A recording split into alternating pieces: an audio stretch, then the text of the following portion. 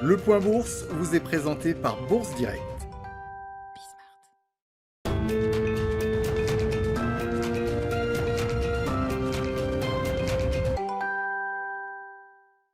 Bonjour à tous, tendance hésitante sur le CAC 40 ce matin. Les investisseurs semblent tout de même vouloir débuter cette semaine avec optimisme après les 2 dernières semaines de recul sur l'indice parisien.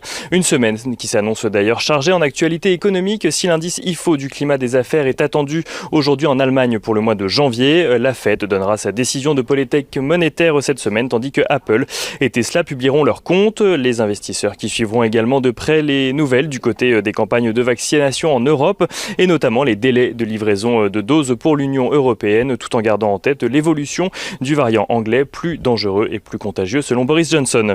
Mais les investisseurs vont surtout suivre de près les évolutions en matière de plan de relance aux États-Unis, plan de relance de 1900 milliards de dollars voulu par Joe Biden, dont certains élus américains trouvent qu'il est trop massif. Si certains investisseurs craignent de le voir finalement réduit, il semble que la volonté soit unanime de considérer la vaccination des Américains comme une priorité.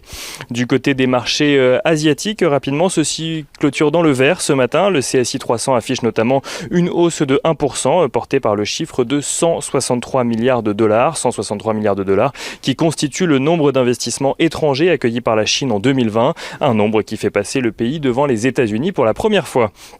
Du côté des valeurs à la Bourse de Paris, à suivre ce matin, Suez annonce avoir dépassé ses objectifs au second semestre 2020. Une performance qui s'explique grâce à ses baisses de coûts. Suez qui annonce être dans la trajectoire de son plan stratégique pour l'année en cours, mais également pour 2022.